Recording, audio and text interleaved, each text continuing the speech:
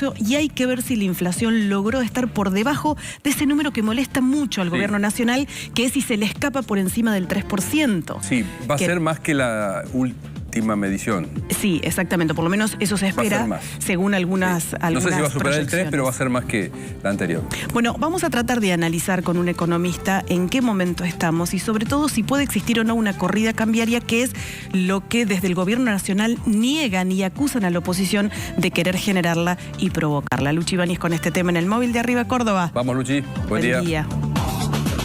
¿Qué tal? ¿Cómo están, Ale, Lalo? Buen día.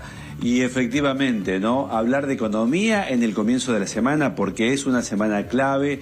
Estamos hablando de 20.000 millones de dólares que está solicitando el Estado argentino. Y hay puntos que todavía están en gris, ¿no? Si se va a dar en la totalidad, cuánto va a ser de ese monto de libre disponibilidad, qué va a pasar con el dólar.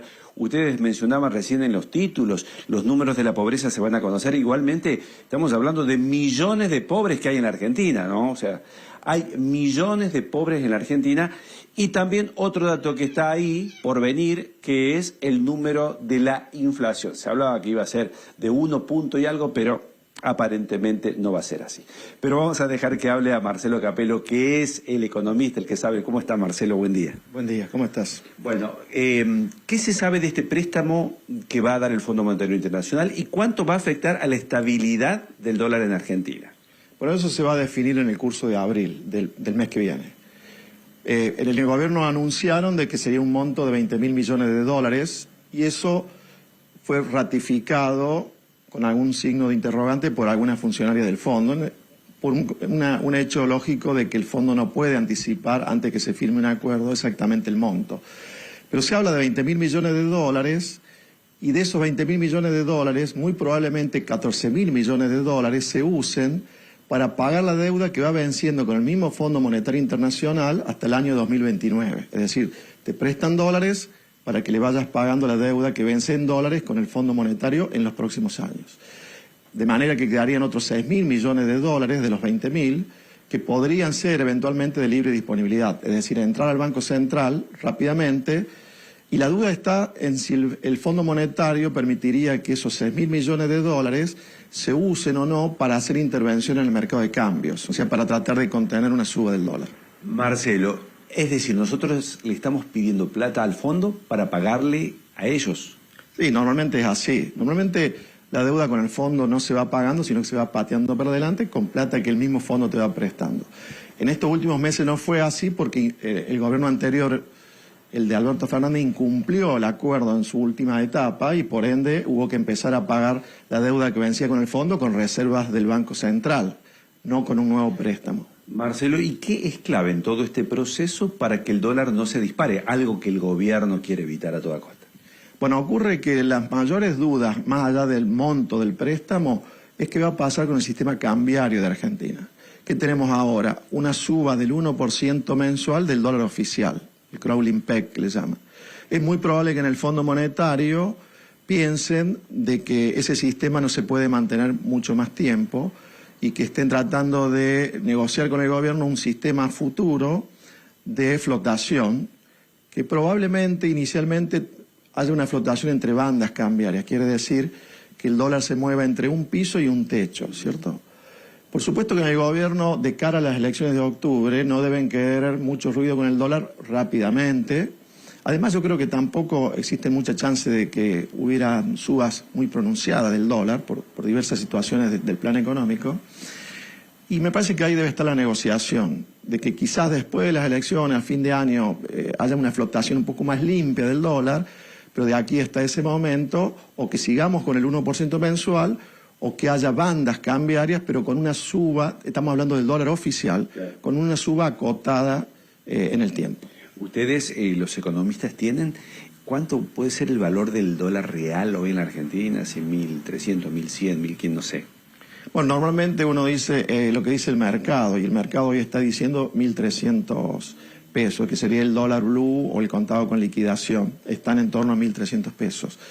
Se supone que de liberarse el dólar oficial iría a esos niveles. Es lo que pasó, por ejemplo, cuando salió el gobierno de Macri, del cepo, al inicio de esa gestión, que se pasó del dólar oficial a un valor del blue equivalente en ese momento. Bien, tema inflación. Estamos en 2 puntos y algo. ¿Vamos para el 3 o vamos para el 1? Bueno, la expectativa era ir bajando del 2 y estar por debajo del 2, dado que el dólar sube 1% por mes. ¿En qué falló esto? En febrero, en enero subió la carne. La carne subió menos que el promedio de los precios del año pasado y ahora está subiendo un poco más que el promedio. Después en marzo también hay subas de precios, por ejemplo, de la educación. Y además ahora que subió un poco el dólar blue, esto de entrar a menos del 2% mensual de inflación quizás se demore un poco más. Y además hay que ver cómo sigue esta discusión y efectivización del nuevo régimen cambiario, si salimos del 1% de suba mensual o no, y qué pasa con el dólar blue, para ver si vamos a perforar de una vez por todas la inflación del 2% mensual. Bueno, por último, una pregunta bien general, Marcelo. El Fondo Monetario Internacional, cuando presta plata a un país como la Argentina, ¿es porque hacen negocios o de alguna manera quieren ayudarlo? No, el Fondo Monetario Internacional se creó cuando terminó la Segunda Guerra Mundial para ayudar a los países que tienen problemas de balance de pagos, o sea que tienen problemas de reserva, de dólares, que tienen balanza comercial negativa, y de manera que te prestan plata para que puedas sobrellevar esa situación, te prestan dólares para que puedas reconstituir reservas, pero te ponen condiciones lógicas para un país que tiene que salir de una situación de escasez de reservas. El objetivo del fondo no es hacer negocio, digamos, sino es ayudar. No, por supuesto. Está esa creencia en mucha gente de que el fondo toma decisiones para condicionarte, para que al país le vaya mal. Por supuesto que eso no es así, esas son teorías conspirativas.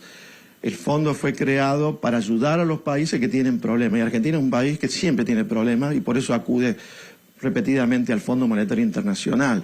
Pero lo que el fondo te suele pedir son cosas que uno debería hacer en cualquier situación, por ejemplo en una familia. Si tenés problemas de endeudamiento, bueno, no tengas más déficit en la familia, trata de equilibrar ingresos con egresos para dejar de endeudarte. Cosas razonables, solo que en la política, bueno, entran las teorías conspirativas, por supuesto. Muchas gracias. A usted. Bueno, ahí está Marcelo Capello, un economista para seguir hablando largo, ¿no? y tendido sobre este préstamo del Fondo Monetario Internacional, cómo va a llegar, bueno, una semana clave, decíamos, en la economía de nuestro país. Parece que todas las semanas de nuestro país son claves, ¿no? Volvemos a ustedes. Bueno, gracias, Luchi. Sí, el tema cambiario pues, da para un programa entero. Ay, sí, y pensaba, todos lo han hecho, le traslado la pregunta a Roberto, pero qué bárbaro cómo las decisiones que un gobierno va tomando y que creía que quizás en este gobierno iba a ser diferente en relación a las elecciones, se modifican y se nublan frente a una disputa electoral. El gobierno no está tomando las mismas decisiones que tomaba antes porque ya está pensando en lo que va a pasar en las próximas elecciones. ¿Qué te parece? Sí. ¿Te acuerdas que decíamos al comienzo de la gestión Milei que parecía ser un gran capital de él, a diferencia del resto de los candidatos que competían con él y de las personas que generalmente acceden a la presidencia, que él no llegaba con una aspiración de armar una estructura electoral, de no pensar en un segundo mandato, en una cuestión de 8 años, de enquistarse en el poder, y eso le podía dar un capital diferenciador, no solamente de la sociedad, sino para tomar una serie de medidas que le permitieran, bueno, transformaciones económicas, etcétera, etcétera. Alejarse de esa preocupación de que me votan o no me votan.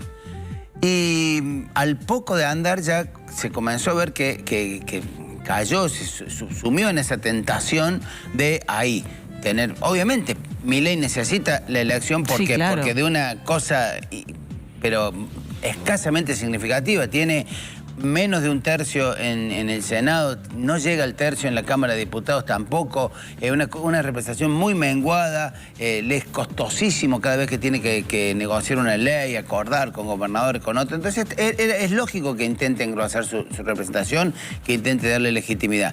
Pero cuando se enfoca demasiado en la cuestión electoral, les ha pasado a todo. La Argentina paga muy caro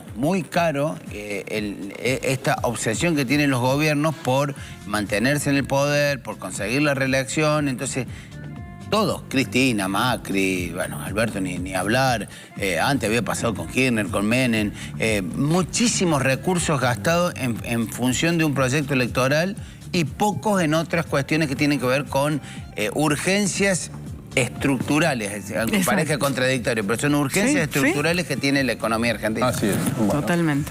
Bueno, muy bien, dejamos la economía, la política de lado, vamos al clásico de Claro, ayer. por supuesto, lo que pasa